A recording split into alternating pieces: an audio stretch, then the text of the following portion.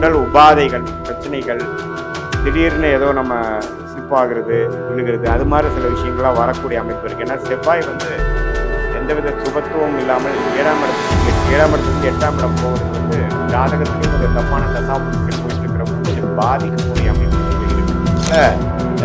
இளம் வயதியர் காலேஜுக்கு போயிட்டு இருக்கிறவங்க, கல்யாணம் எதிர்பார்த்துட்டு இருக்கிறவங்களுக்கு நல்ல ஒரு வாய்ப்பு, ஒரு நல்ல ஒரு வேலை வாய்ப்பு கிடைக்கிறது, அவங்க கரியர் ஸ்டார்ட் ஆகிறது நல்லாவே அவங்கவுங்களுடைய வாழ்க்கையில் அவங்கவுங்களுடைய வயசுக்கு ஏற்ற எதிர்பார்ப்புகள் பூர்த்தி ஆகும்.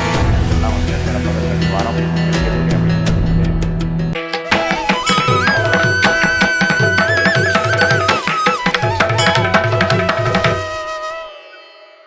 வணக்கம் தீபம் தமிழ் சேனல் நேயர்களே, நான் உங்கள் அன்பான சயின்டிஃபிக் வேதிக் அஸ்ட்ராலஜர் அஸ்ட்ரோ அரஞ்சி பேசுகிறேன்.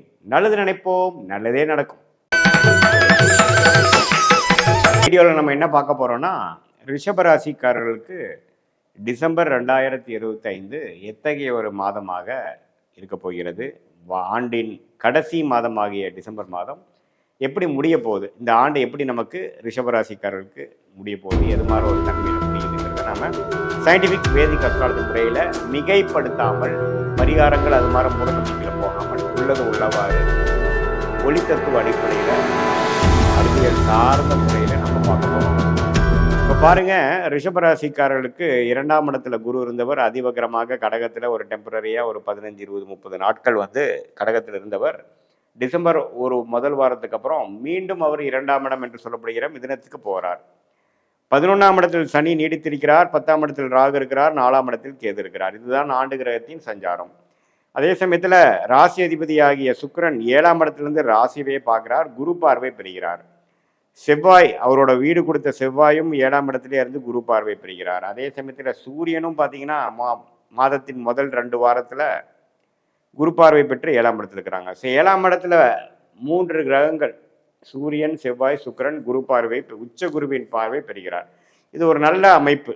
ஸோ குடும்பத்தில் ஒரு நல்ல விஷயங்கள், சுப விஷயங்கள், அன்னோனியம் அதிகமாக வர்றது, ரியல் எஸ்டேட் சம்மந்தப்பட்ட விஷயத்தில் அதிகமாக லாபம் பெறுவது, பார்ட்னர்ஷிப் மூலமாக கொஞ்சம் ஆதாயம் பெறுவது, அதுபோல் நல்ல அமைப்பை கொடுக்கக்கூடிய இந்த 3 கிரகத்தின் சஞ்சாரம் 7ஆம் இடத்திலிருந்து ராசியை பார்த்து உச்ச குருவின் பார்வை பார்ப்பது மிகவும் அருமை.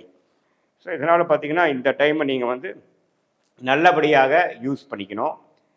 வேலையில் இருக்கிறவங்களுக்கு நல்ல ஒரு மாற்றம், அதே சமயத்தில் திருமண தடைகள் இருக்கக்கூடிய இளம் வயதினருக்கு நல்ல திருமணம் அமைக்கக்கூடிய அமைப்பு, தொழில் மாற்றங்கள், தொழில் வந்து ஒரு அடுத்த லெவலுக்கு நம்ம அபிவிரிக்கணும், ஒரு பார்ட்னர்ஷிப், ஒரு அசோசியேஷன், ஒரு அக்ரிமெண்ட், அது மாதிரி விஷயங்கள்லாம் பார்க்கும் பொழுது நம்ம வந்து கொஞ்சம் அது மாதிரி சேர்ந்து நம்மளோட தொழிலை வந்து கொஞ்சம் அபிவிருத்தி பண்ணக்கூடிய அமைப்பு கண்டிப்பாக காட்டுதுங்க. ஸோ இதெல்லாம் ஓரளவுக்கு நல்லா இருக்குது ஃபஸ்ட்டு 2 வீக்ஸு. அதுக்கப்புறம் பார்த்தீங்கன்னா 8ஆம் இடத்துக்கு மாறுகிறார்கள் செவ்வாய், சுக்கிரன், சூரியன். அதுக்கப்புறம் பார்த்தீங்கன்னா குருவின் பார்வையும் கொஞ்சம் விலகுது. ஸோ அதுக்கப்புறம் பார்த்தீங்கன்னா கொஞ்சம் ஸ்லோவாக தான் போகிற மாதிரி இருக்குது. ஸோ எது செய்கிறதா இருந்தாலும் December 1st week and 2nd வீக்கில் கொஞ்சம் கான்சன்ட்ரேட்டடாக நம்ம சில முக்கியமான காரியங்கள்லாம் செய்யும் பொழுது அற்புதமான பலன்கள் நாம் எதிர்பார்க்கலாம். மாணவ செல்வங்களுக்கு நல்ல ஒரு அமைப்பு. புதன் வந்து நட்பு வீட்டில் இருக்கிறார், குருவின் பார்வை பெறுகிறப்போ நல்லா பிரைட்டாக படிக்கிறது, ஃபோக்கஸ்டாக இருக்கிறது, காம்படிட்டிவ் எக்ஸாம்ஸ் கிளியர் பண்ணுறதுக்கு வேணுங்கிற விஷயங்கள்லாம் வந்து கொஞ்சம் உத்வேகமாக செயல்படக்கூடிய அமைப்பு, கான்சன்ட்ரேட்டடாக பண்ணக்கூடிய அமைப்புகள்லாம் கட்டாயம் உண்டு. புரியுதா? இது வரைக்கும் புரியாத விஷயங்கள்லாம் புரியக்கூடிய அமைப்புகள், ஸ்திரத்தன்மையோட எல்லாமே செய்யக்கூடிய அமைப்புகள் கட்டாயம் உண்டு. ஸோ நல்லா கிட்டத்தட்ட ஒரு 4 கிரகம் உச்ச குருவின் பார்வை பெறுவது ரொம்ப முக்கியம், ரொம்ப ஒரு அருமையான ஒரு விஷயம். ஸோ அதனால் இளம் வயதியர் காலேஜுக்கு போயிட்டுருக்கிறவங்க, கல்யாணம் எதிர்பார்த்துட்டு இருக்கிறவங்களுக்குலாம் நல்ல ஒரு வாய்ப்பு, ஒரு நல்ல ஒரு வேலை வாய்ப்பு கிடைக்கிறது, அவங்க கரியர் ஸ்டார்ட் ஆகிறது நல்லாவே அவங்கவுங்களுடைய வாழ்க்கையில் அவங்கவுங்களுடைய வயசுக்கு ஏற்ற எதிர்பார்ப்புகள் பூர்த்தி ஆகக்கூடிய அமைப்புகள்லாம் வந்து அந்த முதல் 2 வாரம் கிடைக்கக்கூடிய அமைப்புகள் உண்டு. அதே சமயத்தில் சீனியர் சிட்டிசன்ஸும் பார்த்தீங்கன்னா ஓரளவுக்கு மாதத்தின் இறுதியில் 3rd and 4th வீக் என்று சொல்லப்படுகிற அந்த செகண்ட் ஹாஃப் பார்த்தீங்கன்னா கொஞ்சம் உடல் உபாதைகள், பிரச்சனைகள், திடீர்னு ஏதோ நம்ம ஸ்லிப் ஆகுறது, விழுகிறது, அது மாதிரி சில விஷயங்கள்லாம் வரக்கூடிய அமைப்பு இருக்குது. ஏன்னா செவ்வாய் வந்து எந்தவித சுபத்துவம் இல்லாமல் 7ஆம் இடத்துலேருந்து 8ஆம் இடம் போகிறது வந்து ஜாதகத்துலேயும் கொஞ்சம் தப்பான தசாபுத்திகள் போயிட்டு இருக்கிறவங்களுக்கு கொஞ்சம் பாதிக்கக்கூடிய அமைப்பு கொஞ்சம் இருக்குது. ஸோ அதனால் நீங்கள் கொஞ்சம் லாஸ்ட் 2 வீக்ஸ் கொஞ்சம் கேர்ஃபுல்லாக இருக்கக்கூடிய அமைப்புகள், கோச்சார் அமைப்புகள் ரிஷப ராசிக்காரர்களுக்கு கொடுக்க தான் செய்கிறது. மற்றபடி பார்த்தீங்கன்னா ரியல் எஸ்டேட் துறையில் இருக்கிறவங்க, எலக்ட்ரிக்கல் எலக்ட்ரானிக்ஸ் துறையில் இருக்கிறவங்க, ஸ்போர்ட்ஸ் ரிலேட்டடான விஷயத்தில் இருக்கிறவங்களுக்கெல்லாம் நல்ல முன்னேற்றம் உள்ள ஒரு மாதமாக டிசம்பர் மாதம் கட்டாயம் உண்டு. அதே சமயத்தில் வெளிநாடு போகணும், ட்ராவல் பண்ணணும், ஹாலிடேஸில் வந்து நம்ம ட்ராவல் போகிறோம் அப்படின்னா 3rd and 4th வீக்கில் நல்லாவே அது போகக்கூடிய அமைப்புகள் இருக்குது. ட்ராவலிங் அப்போ கொஞ்சம் கேர்ஃபுல்லாக இருக்கணும். இரவு நேரம் ட்ராவல் பண்ணுறப்போ உங்களுடைய உடைமைகள்லாம் கொஞ்சம் கேர்ஃபுல்லாக வச்சுக்கக்கூடிய அமைப்புகள் தேவைப்படுகிறது. மற்றபடி சனியின் சஞ்சாரம் நல்லா இருக்குது, குருவின் சஞ்சாரம் நல்லா இருக்குது, பண வரவுகள் நல்லா இருக்கும், பிரச்சனைகள் இல்லை. எந்த அளவுக்கு செலவாகுதோ அந்த அளவுக்கு பண வரவுகளும் இருக்குங்கிறது நம்ம தெரிஞ்சுக்கணும். தொழிலில் வேலையில் இருக்கிறவங்களுக்கு ஒரு புதிய தொடர்பு மூலமாக ஒரு முன்னேற்றம், அந்நிய தொடர்புகளாக உருவாக்கக்கூடிய அமைப்புகள் இருக்குது. ராகு திசை நடக்கிறவங்களுக்கெல்லாம் தொழில் மேன்மை, 1க்கு 2 தொழில் பண்ணக்கூடிய அமைப்புகள்லாம் வந்து வரக்கூடிய அமைப்புகள் ரிஷபராசிக்காரர்களுக்கு. அதில் ரோஹிணி நட்சத்திரத்தில் பிறந்தவங்களாக இருந்தாலும் சரி, மிருகஷீர நட்சத்திரம் முதல் 2 பாதத்தில் பிறந்தவங்களாக இருந்தாலும் சரி, கிருத்திகை நட்சத்திரம் 3 பாதங்கள் 2nd, 3rd, 4th பாதத்தில் பிறந்தவங்களாலும் சரி, ஓரளவுக்கு நல்ல பலன்கள் நிறைந்த ஒரு மாதமாக ரிஷபராசிக்காரர்களுக்கு இருக்குங்க. இதில் முதல் 2 வீக்ஸை வந்து நல்லாவே நீங்கள் யூஸ் பண்ணி சில விஷயங்கள் வியாபாரத்தில் இருக்கிறவங்களுக்கு நல்ல ஒரு ஒப்பந்தம், நல்ல ஒரு கான்ட்ராக்ட், புதுசான ஒரு விஷயத்தில் போய் அதில் போய் கொஞ்சம் starting point of a good thing to come, ஒரு பெரிய விஷயத்துக்கு வேணுங்கிற ஒரு ஸ்டார்டிங் பாயிண்ட் போடுற மாதிரி சில விஷயங்கள் நல்லபடியாக செய்யக்கூடிய அமைப்புகளாக இருக்குது.